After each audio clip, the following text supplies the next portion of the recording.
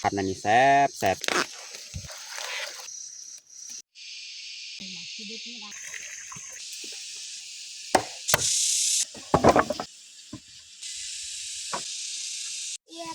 ไป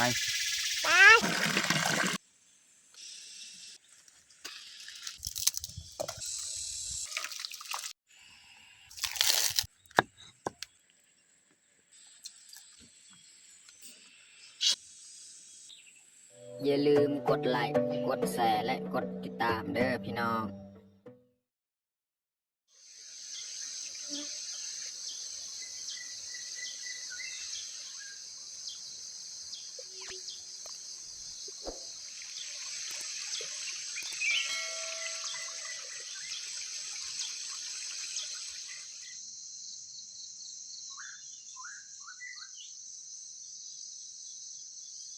ครับสบายดีแล้วก็สวัสดีเบิร์ดสู่ครูสู่คนเนาะยินดีต้อนรับเขาสู่ซองเบายืงเนาะแล้วก็ไผที่เขามาเบิ่งมาชมคลิปเบายืงเนาะขอให้อยู่ดีไม่แห้งเนาะสุขภาพแข็งแรงให้ร่ำให้รวยเนาะแล้วก็สำหรับคลิปนี้แมนคอยสีเข้าอยู่ส่วนให้เก่าก่อนเนาะก็คือตอนเช้าเนี่ยคอยจะเข้าไปเก็บพืชผักเนาะเก็บพืชผักจากส่วนอยู่ให้เก่าเนาะแล้วก็ไปอยู่ให้ใหม่ส่วนลูกเมียแม่นย่างไปทั้งเทิงเพราะว่าทางนี้มันไปลำบากหนึ่งมามันหกเนาะเพราะว่ามีทางลัดที่เข้าไปให้ใหม่เนาะคอยก็เลยเข้าไปให้เก่านี่ก่อนไปเก็บพืชผักอยู่ในสวนให้เก่านั่นแหละหลังจากเก็บแล้วเราก็เข้าไปให้ใหม่เลยเนาะก็คือเราไปเสียหญ้าให้แต่ว่าเขามาครั้งนี้นี่แมนเขาจะมานอนเนาะเก็บพืชผักแต่นี่เพื่อเอาไปเห็ดกินเห็ดยากอยู่ให้ไม้หั่นเนาะเขาสีมานอนจากคืนหนึ่งเนาะเอาโอเคแต่ทุกคนติดตามเบิ้งจะเนาะคอยสีไปเก็บพืชผักแล้วก็จึงไปเขาอยู่ให้ไม้เลยนะพี่น้องเนาะไปเสียหญ้าให้อยู่ให้ไม้เนาะให้แต่ทุกคนติดตามเบิ้งติดตามชมกับพวกเฮาได้ยาวๆเลยเฮาลงไปหาพืชผักเลยเนาะหาสิเอาพวกสาลียังนี่แหละหมักแตงยอดมะอึเนาะ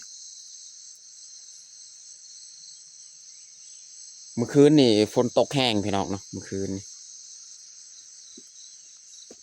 เดี๋ยวนี้นี่ฝนตกจากคู่มือเลยพี่น้องเนาะพืชผักค่อนข้างจะงอกงามหญ้าก็เหมือนกันหญ้าก็ขึ้นแห้งขึ้นลายพี่น้องเนาะเอาสิเบิ้งสาลีของเฮาตัวใดมันมากเต็มตึงแล้วพอดีเอาก็เอาเลยเนาะ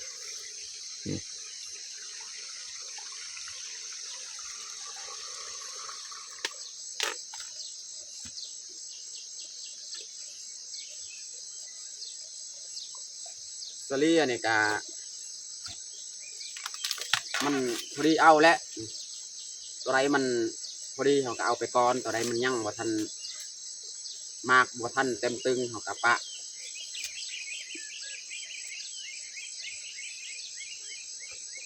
เอาจากประมาณ6-7 หน่วยพี่น้องเนาะเพราะได้เอามาจี้กินอยู่ให้ไหม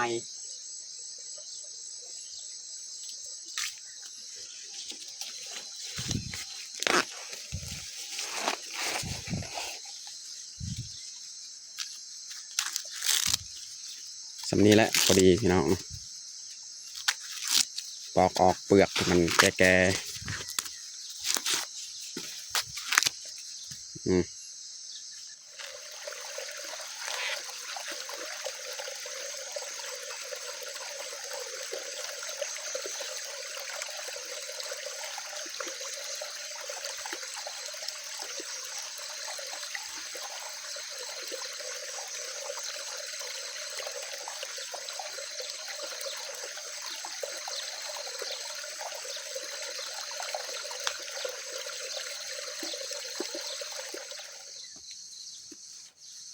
นี่พี่น้องพันบักแตงใหญ่ๆงามๆนี่พันอันนี้แซ่บแซ่บพี่น้องลองเบิ่งนี่เนื้อมันตึงๆเลย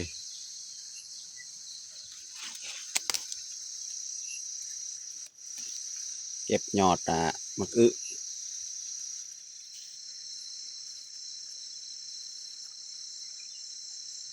นี่แมันมักแตงพันธุ์นะมนพี่น้องเนาะพันธุ์ตัวมนนี่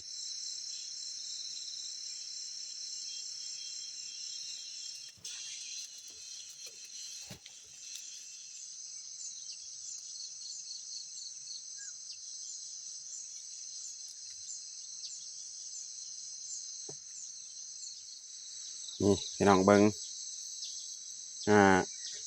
ไม้ไผ่ที่เราปลูกไว้กะไว้นี่พี่น้องเนาะมันน่าจะ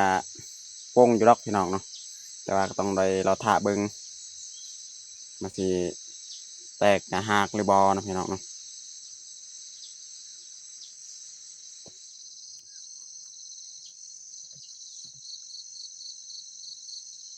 ตอนนี้ก็เรียบร้อยเนาะ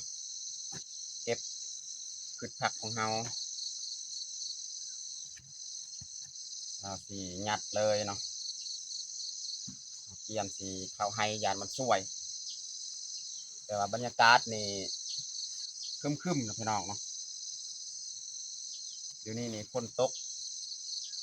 ตลอดพี่น้องแต่ละมือ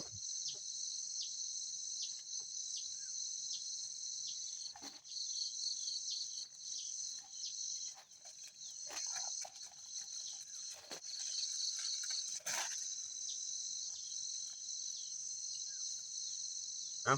สีย่างไปเข้าให้ใหม่เลย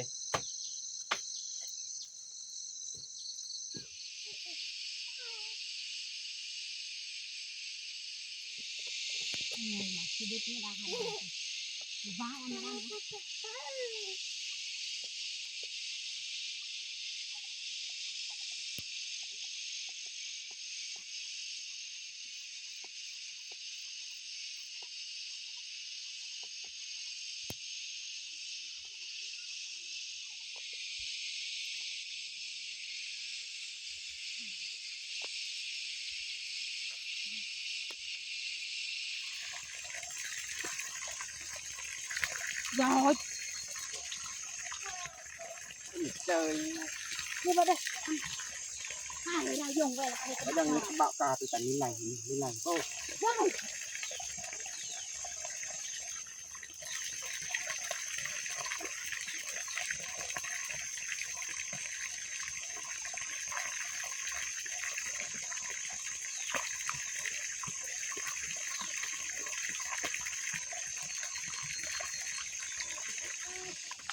ตอนนี้เขากะมาฮอดไทย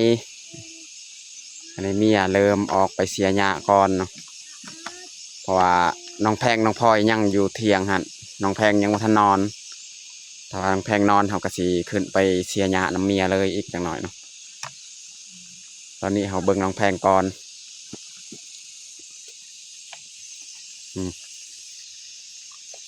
เขาสิเสียอยู่เทิงเพราะว่าเบิ่งบรรยากาศมื้อนี้นี่แบบคือฝนสิตกพี่น้องเนาะ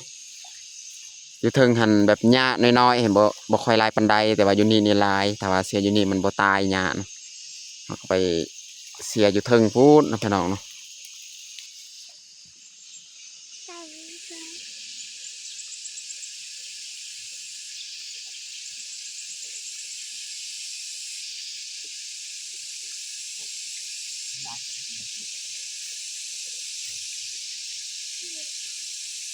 ตอนนี้เขากะสิ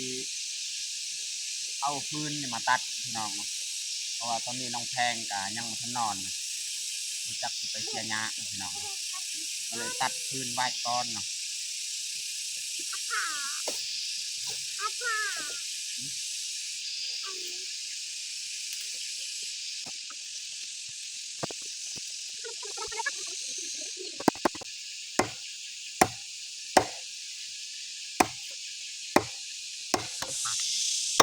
เอ้ยนี่นะคะ อ้าวจะมันใส่เศษเราปลอมสิตัวนี้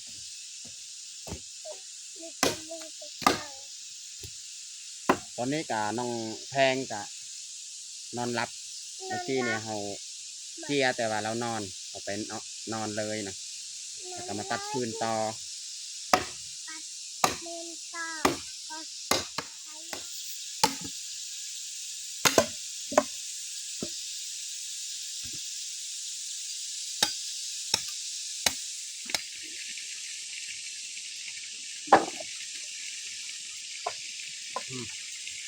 พื้นยังลายแต่ว่า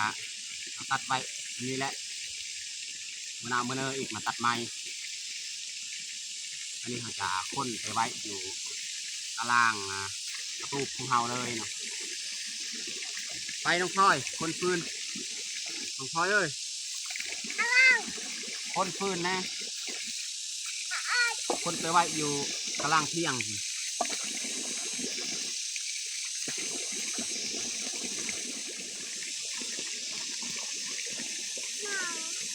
เอามัดเลยทีน้องพลอยนี่คนนี่โตเศษใหม่น้อย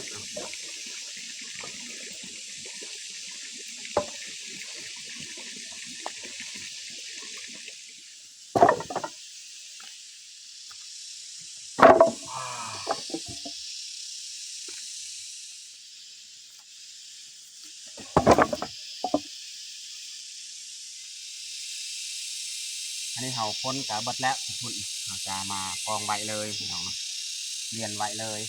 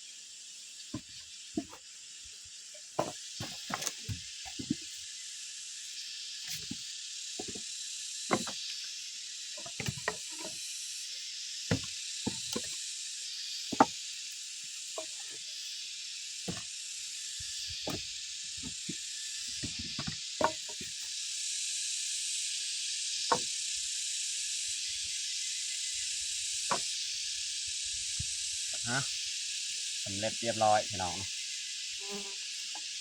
เอาตัดพื้นกับเอาไว้ประมาณนี้แหละแต่ว่าพื้นนี่มันยังลายตามแคมให้เมื่อจึงตัดไม้อีกนะอันนี้จะน้อยเขาสีขึ้นไปแป้งบอลเขาสีดังพื้นดังไฟอยู่เทิงหันเนาะเพราะว่าช่วงนั้นยังทันแปลงให้มันเพียงเลยพี่น้องนะอยู่เทิงหันนะบึงนี้นะแมนฟืนโตแห้งดีแล้วนี่อันนี้ฟืนตัวไม้ตัดไม้เอาไว้ทางนี้นะถ้าว่าเราอยากเอาไปดังเอาไปใส่นี่มันตัวนี้แหละเบื้องนี้เอามาใส่นะ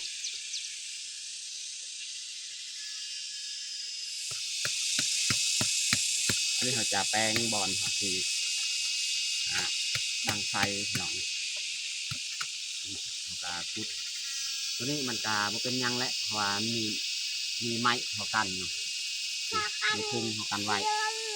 ทีเพิ่นมาให้เอาไม้แป้นจาก5-6 แผ่นมาใส่อันนี้จะกระฟากและเรายิงเอาใส่ของกันไว้น่าจะเป็นยังแหละอันนี้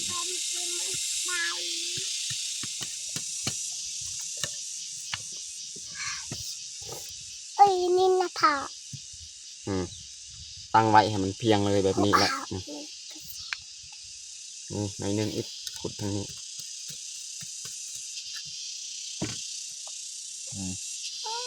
น่าจะเพียงดีแล้วประมาณนี้แหละวันนี้เราจะทมอีกตัวนี้มันสูงโพดเวลาเห็ดกินเห็ดยากในลมพัดมันจะสุกยากเนาะถ้าว่ามันต่ำแบบนี้นี่มันต่ำแบบนี้กะไฟมันจะขึ้นเทิงเนาะใส่หม้อถ้าว่ามันสูงลมมันจะพัดจะให้ข้าวของเฮานี่มันบสุกง่ายเรียบร้อยเอาฟังไว้ตัวนี้นี่แน่นดีแล้วนี่จะเอาฟืนมาใส่เลยเนาะ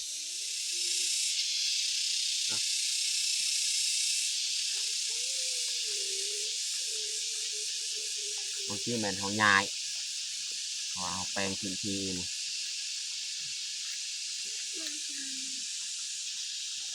เอาน้องพ่อยฟืน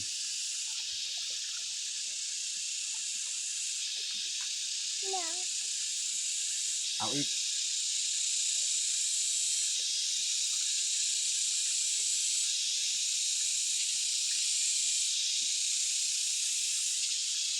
เอาฟืนอยู่ลุ่มฟืนที่เขาตัดเมื่อกี้อยู่ลุ่มเบาตัวเขาตัดเอาตัว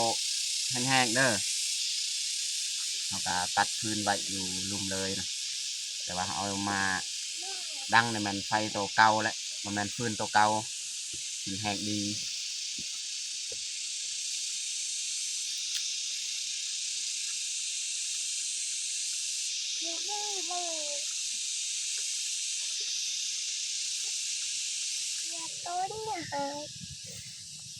ada ayat tuh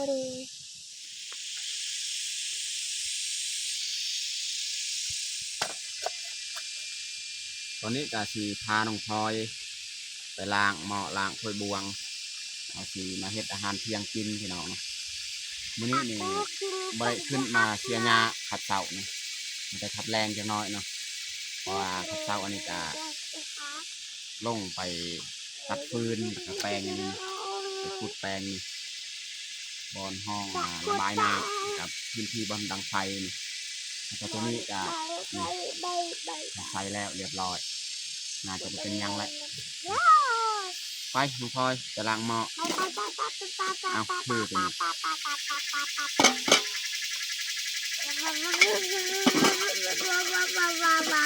ไป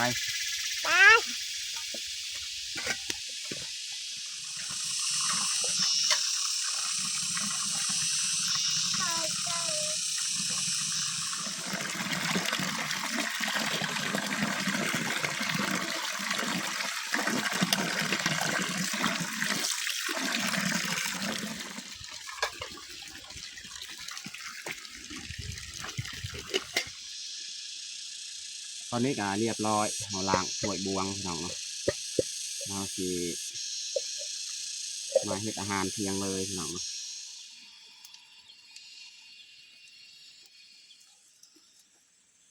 อาหารที่เราจะเฮ็ดมื้อนี้ก็บ่มีหยังพี่น้องเนาะเราสิเอายอดมะอึนี่เอามาต้มแล้วก็ใส่มีพี่น้อง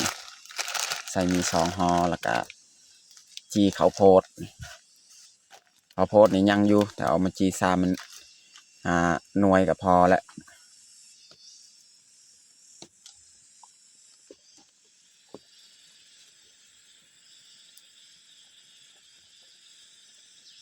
เอาน้องพลอยมานี่ดีเผาเลยตัวนี้ดีเผาไว้ข้างๆเลย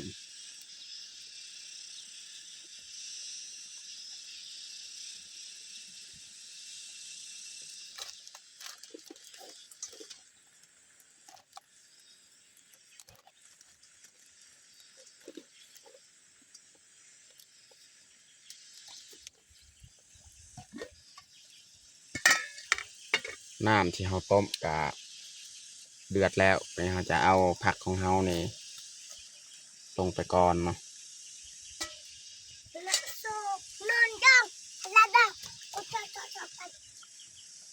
ใส่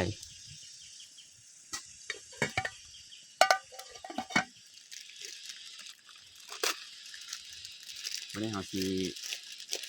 ปรุงเกลือเป็นนัวมีใส่เนาะ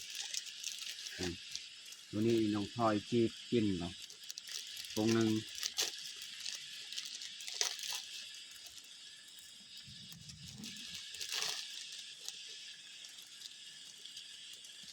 อาหารการกินกับอึดอยากพี่น้องเนาะเบายืงกับเป็นคนหาเนื้อหาสัตว์บ่ค่อยเป็นพี่น้องเนาะบ่ค่อยเก่งเนาะเลยต้องอดกินแบบนี้แหละพี่น้องเนาะเฮ็ดน้องแพงเกินแหละ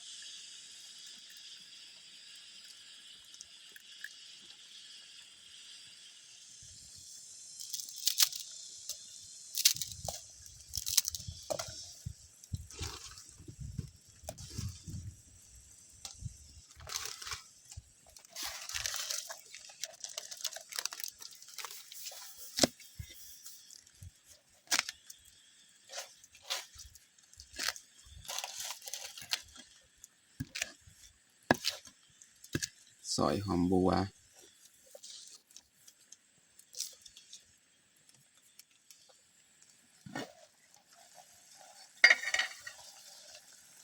ป อนนี้ก็สุกเรียบร้อยแล้วลวกมีของเฮาสุดท้ายนี่ใส่หอมบัวพี่น้องเนาะ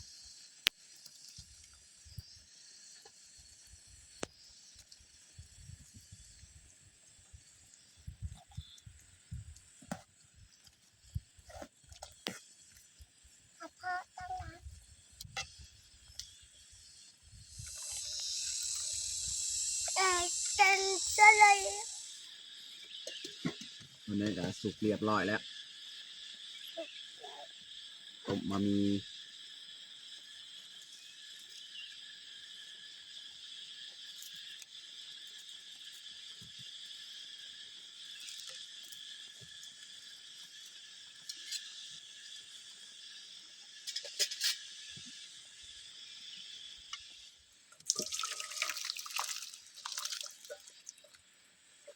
เรียบร้อยพี่น้อง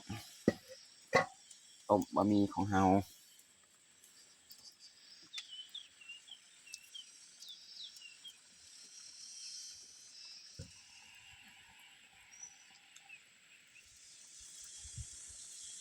ตอนนี้ก็สุกเรียบร้อยแล้ว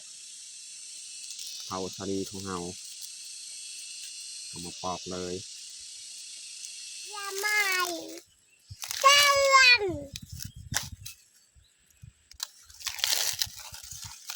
โอ้หอนทางเลย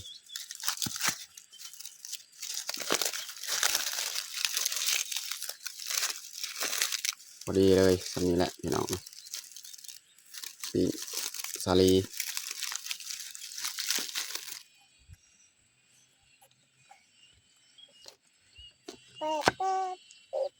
มาปาดมาแตงพี่น้องเอาครึ่งนึงเอามาปาดกินเที่ยงวันนี้เนาะ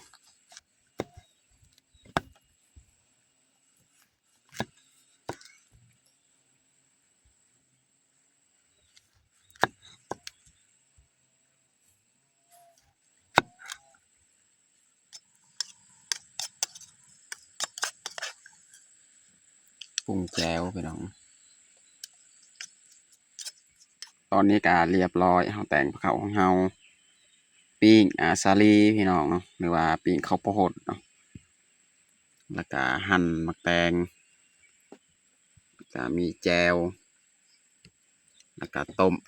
มีพี่น้องเนาะต้มมีใส่ยอดมักอึแต่ว่านี่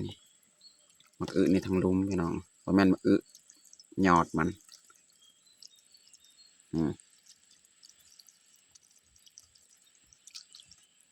สำหรับ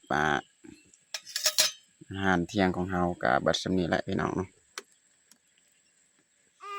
ตอนนี้ก็เรียบร้อยเฮาแต่งข้าวของเฮาเดี๋ยวแต่เฮาจะลงมือกินข้าวเที่ยงเลยเอามาทุกคนมากินข้าวเที่ยงน้ำกันเอาน้องพลอยเอิญลุงป้ามากินข้าวเอามากินข้าวเที่ยงน้ำกันเอามาทุกคนมากินข้าวเที่ยงนำกันไปกินน้องพลอยทางบ่เอิญบ่น้องพลอยนี่มักสาลีกิน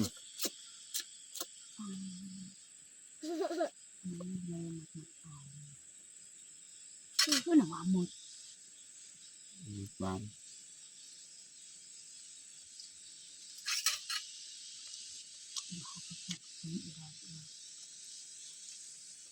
เล่นแต่ก่อนผ่าน